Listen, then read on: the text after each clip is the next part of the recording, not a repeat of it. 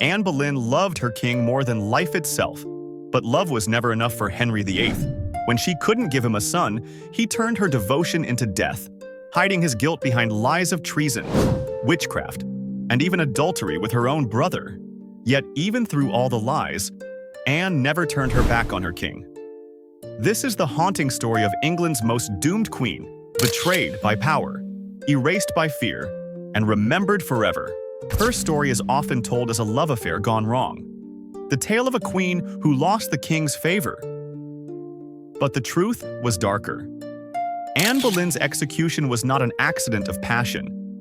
It was the result of calculated political annihilation. Just 3 years earlier, she had been the most powerful woman in England, witty, educated, magnetic. Henry's obsession with her had shattered his marriage to Catherine of Aragon and split the English Church from Rome.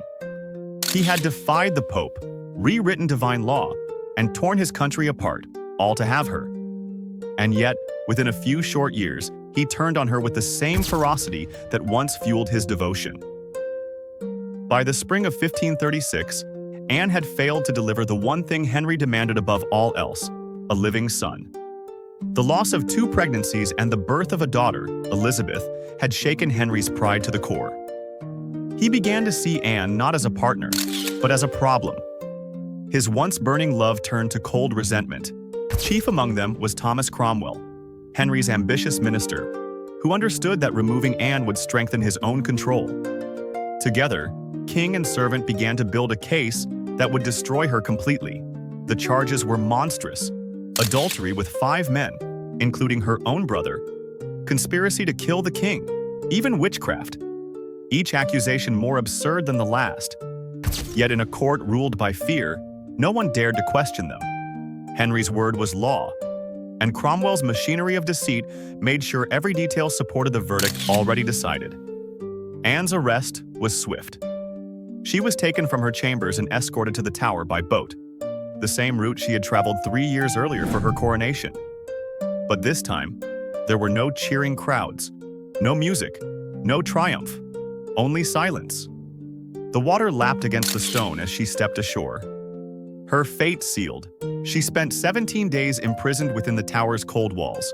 Her apartments, though more comfortable than a dungeon, were a gilded cell. The windows looked out on the same courtyard where the scaffold would soon rise. Every morning she woke to the sound of guards drilling, to the tolling of bells from the city beyond.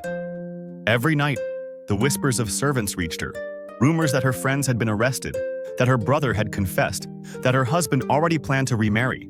Her execution date was announced, then postponed, again and again. The uncertainty was deliberate. In Tudor England, death was not the only punishment. The waiting was part of the torture. Sleep eluded her, her mind fractured. When visitors came, she forced smiles, speaking with a strange, eerie calm. Some mistook it for courage. Psychologists today would call it dissociation, a final defense of a mind pushed past its limit. At times, she laughed. At others, she prayed. She joked about her small neck, saying it would make the swordsman's work easier. Beneath the humor lay exhaustion and despair. She understood the truth. Her trial was a performance, her verdict predetermined, her life a script written by others. On May 19th, the morning of her death, London awoke under a bright, cloudless sky. The beauty of the day was cruel. Anne had prayed through the night, kneeling for hours in front of a small altar. By dawn, she had not slept in nearly 24 hours when the lieutenant of the Tower came to escort her. She was pale but composed. Her attendants wept as she embraced them for the last time. The path from her chamber to Tower Green was short, but heavy with memory. Just 3 years earlier, she had walked the same way as a queen in procession. Now, the same walls echoed with silence. Soldiers flanked her, not to protect her, but to ensure she would not run. Courtiers who had once bowed in admiration now looked away. No one dared to speak. The scaffold awaiting her was built lower than most, barely 3 feet high. It was meant to humiliate, forcing her to stand eye level with the crowd. Around her, hundreds gathered, some out of duty, others out of morbid curiosity. The air hummed with the whispers of nobles, the laughter of commoners, the creak of armor, This was not justice, it was theater. Henry had paid handsomely for a French swordsman, a man trained to kill with a single clean stroke. The choice was framed as mercy, but it was spectacle. The imported executioner symbolized control, precision, and dominance. The king's assurance that even death could be choreographed. Anne stood before the crowd, dressed in a dark gray gown with a crimson cloak, the color of martyrdom. Her hands trembled as she spoke. "Good Christian people," she said, "I am come hither to die according to the law, and thus yield myself to the judgment." Her voice did not break. She praised the king, calling him gentle and gracious, though she knew the lie of it. To defy him in her final words would mean ruin for her daughter. And so she spoke not for herself, but for Elizabeth. Each sentence was measured, political, and tragically human. When she finished, she knelt. Her attendants removed her headdress, tucking her long hair beneath a linen cap. The blindfold was tied. She knelt upright, not lying her head upon a block as was English custom, but following the French tradition, her neck extended, her hands folded in prayer. The silence was unbearable. The swordsman moved behind her, barefoot to soften his steps. Anne whispered, "To Jesus Christ I commend my soul." Then, as he called out for his assistant to fetch the sword, a simple ruse to distract her, he swung. The sound was like a sigh through the air, then nothing. But witnesses swore her lips still moved after the blade struck, perhaps finishing her prayer. Her eyes blinked, her face still alive for a few seconds longer. The realization sent ripples through the crowd. Some gasped, others fainted, and then came silence. Her attendants rushed forward, sobbing, gathering her remains. No coffin had been prepared.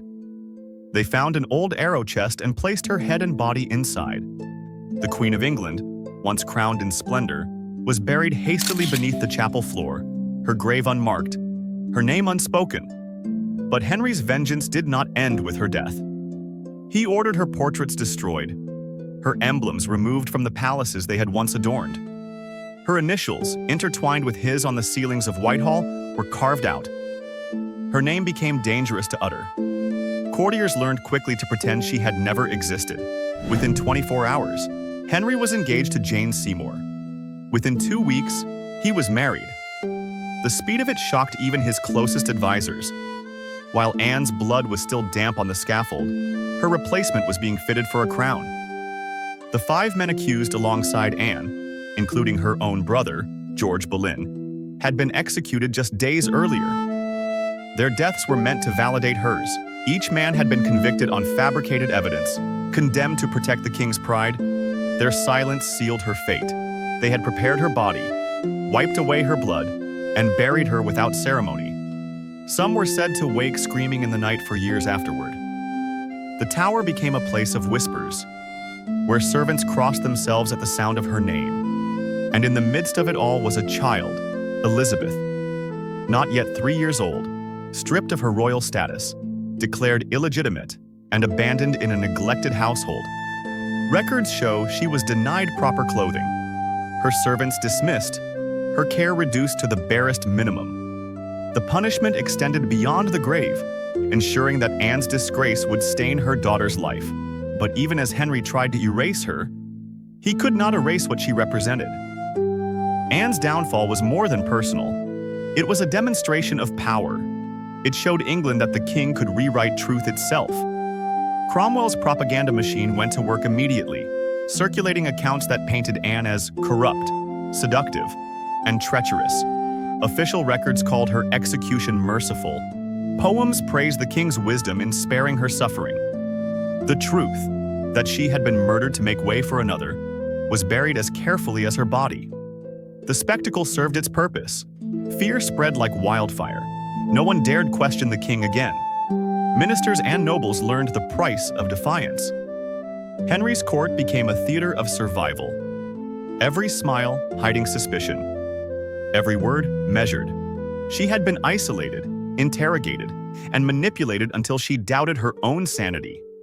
Modern historians call it one of the earliest examples of state-sanctioned gaslighting. The Tudors didn't just control people through force, They controlled them through narrative. The bells of London rang as Anne's head fell, echoing across the city like a signal. The Queen was dead, and order restored. But beneath the surface, something else began to take root. The idea that power, once unchecked, could twist truth beyond recognition. Even the memory of her death became uncertain. Centuries later, historians still argue where exactly the scaffold stood, whether her remains were ever properly identified, or whether her final words were as composed as chroniclers claimed. The ambiguity feels fitting. Anne's story was built on distortion, her image shaped and reshaped by those who feared her influence. And yet, power never silences truth forever, against every attempt to erase her. Anne's legacy endured through the one thing Henry could not control: her daughter. Elizabeth, the child he disowned, rose to become England's greatest monarch, the ruler who would usher in an era of peace, power, and cultural rebirth.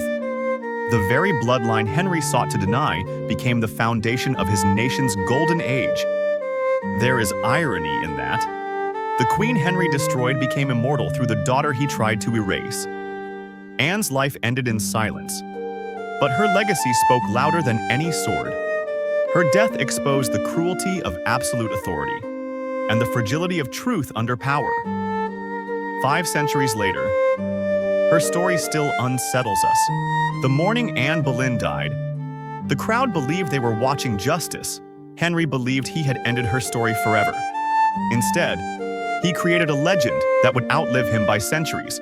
Because Anne Boleyn was not erased, she was transformed, from queen to ghost, from victim to symbol. A reminder that power may control history, but it cannot control memory.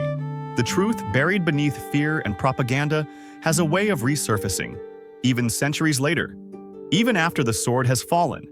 And as we look back on that bright May morning, one truth remains undeniable.